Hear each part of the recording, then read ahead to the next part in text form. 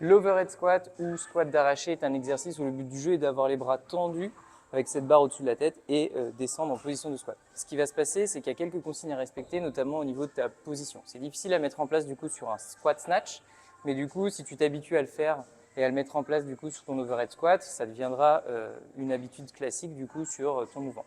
Pour ce faire, le but du jeu en fait, c'est du coup quand tu vas avoir la barre au-dessus de la tête, c'est de chercher à de toujours repousser du coup cette barre vers le plafond. C'est-à-dire qu'en gros, on évite de se laisser écraser et d'avoir les épaules vers le bas. Nous, ce qu'on cherche plutôt, c'est d'avoir les épaules vers le haut et de vraiment repousser cette barre vers le ciel. À partir de là, ce qu'on veut éviter, c'est d'avoir les coudes fléchis. Et ce qui va se passer, c'est que du coup, tu vas venir garder bien les bras tendus. Et en fait, avec ta barre électrique, tu vas essayer d'avoir l'intention d'amener tes doigts derrière la barre. C'est-à-dire que tu vas essayer de venir tordre ta barre vers l'arrière, donc dans ce sens-là.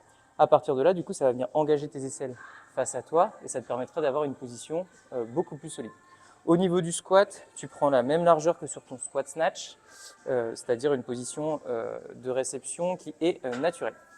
À partir de là, tu prends la même largeur de barre que sur ton snatch. Le but du jeu, c'est de commencer du coup en position back rack, c'est-à-dire que tu vas venir mettre ta barre hop, sur tes épaules derrière. À partir de là, tu viens déraquer ta barre en position de squat, tu recules légèrement pour te positionner, tu vas venir prendre ton écart de snatch d'un côté puis de l'autre. À partir de là, on regarde bien devant soi, on évite d'avoir les coudes vers l'arrière, on essaye d'avoir les coudes sous la barre pour développer cette barre. On va s'aider d'un dip en fléchissant légèrement les jambes pour venir développer la barre au-dessus de la tête. À partir de là, on repousse bien cette barre vers le plafond, on a l'intention de tordre cette barre et ensuite on peut partir du coup sur son squat pour ensuite venir se redresser.